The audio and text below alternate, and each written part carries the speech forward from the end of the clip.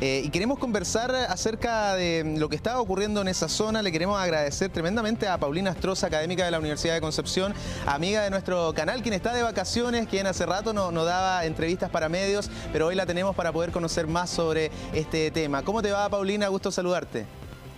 Hola Galo, también gusto saludarte y sí, en vacaciones trabajando.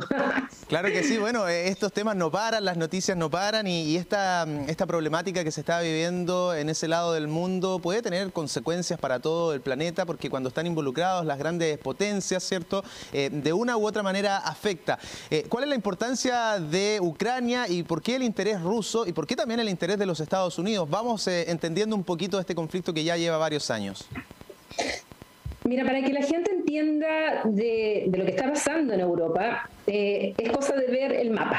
Ver el mapa y percatarse que Ucrania es una ex república de lo que era la Unión Soviética y que es un estado que está justamente, que es vecino tanto de los países de la hoy Unión Europea, hoy también países OTAN, y por otro lado de su gran vecino que es Rusia.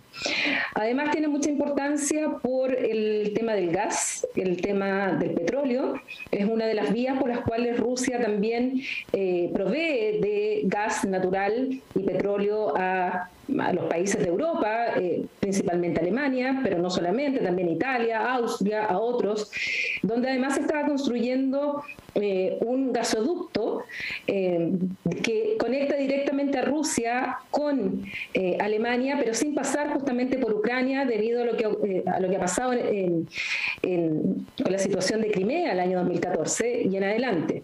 Entonces es una zona geográfica muy importante desde el punto de vista geopolítico, en la cual Rusia, Putin, no quiere que Ucrania sea parte ni de la Unión Europea y menos aún de la OTAN, que es la Organización del Tratado del Atlántico Norte, que es esta organización defensiva que se creó en tiempos de la Guerra Fría, y por lo tanto es ahí donde radica fundamentalmente las tensiones y la importancia de Ucrania.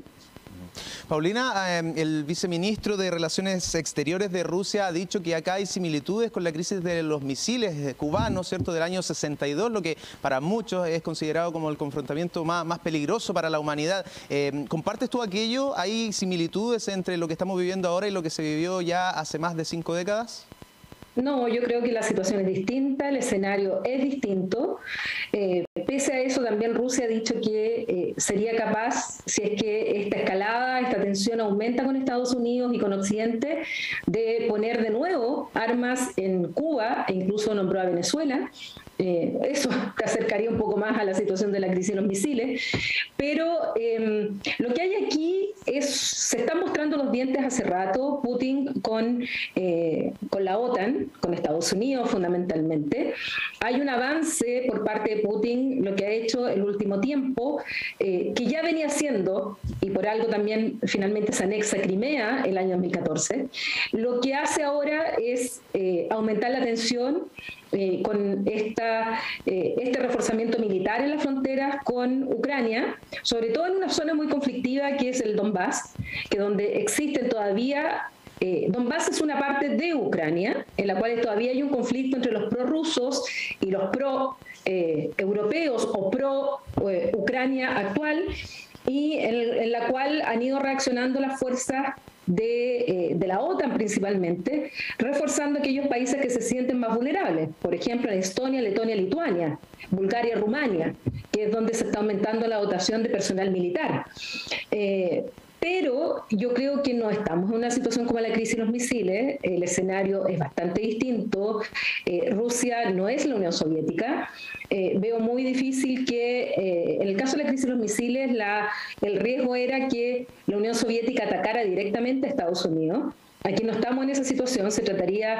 en el escenario, la especulación de que los rusos invadieran Ucrania sería invadir y atacar Ucrania, no a Estados Unidos.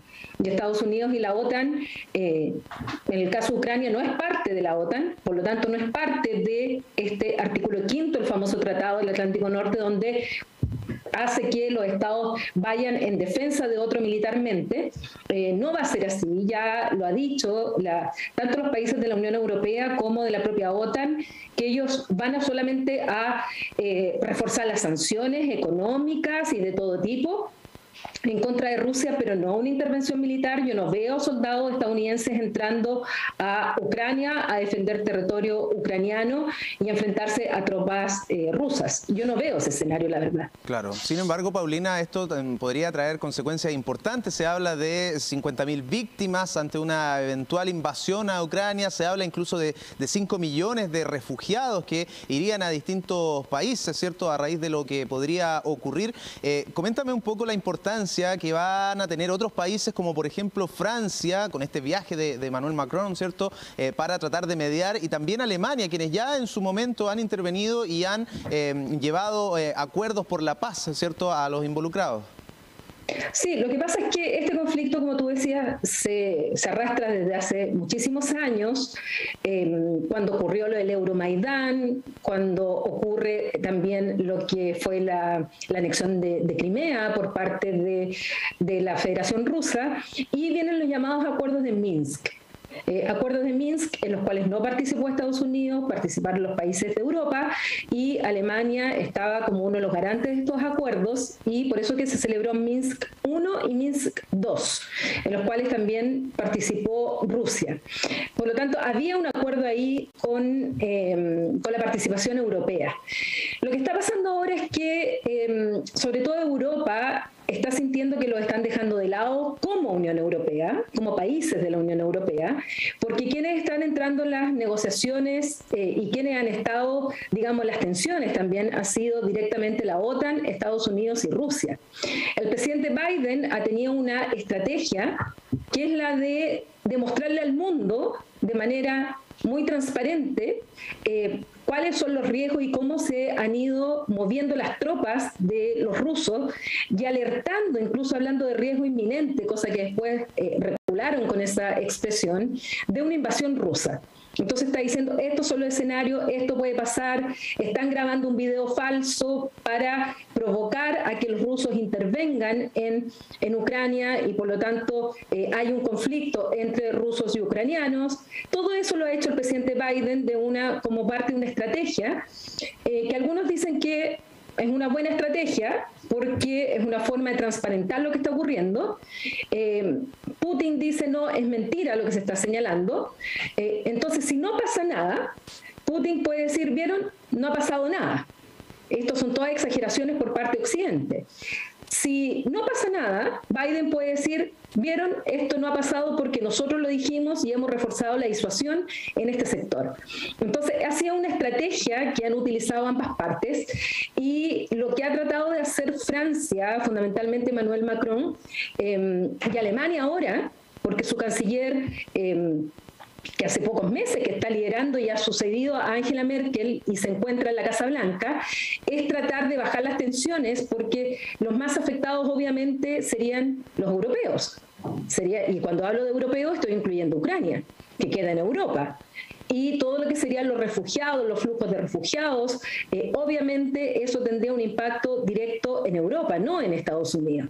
Entonces, lo que menos quieren las potencias europeas es que primero dejen fuera el juego las negociaciones, y segundo, tener un rol más activo para bajar la tensión, y por eso que Emmanuel Macron se encuentra en Rusia, donde tiene una reunión con Putin, y por otro lado Olaf Scholz se encuentra en la Casa Blanca también para hablar con Biden. El canciller alemán. Eso es lo que está ocurriendo, el canciller alemán. Acuérdense que sucedió a Angela Merkel. Angela Merkel ya no es la canciller y es ahora Olaf Scholz que se encuentra con Biden para tratar de aplacar las tensiones y que no haya ningún tipo de digamos, una escalada que lleve a algún accidente, entre comillas, y que lleve finalmente a una intervención rusa en Ucrania. La planadora franco-alemana, como le llaman también, ¿cierto?, podría mediar acá. Paulina, finalmente, ¿qué pasa con el resto del mundo? Porque Europa sería, como tú señalas, el principal afectado, pero el resto del mundo está expectante también mirando. Nosotros desde lejos acá en América Latina,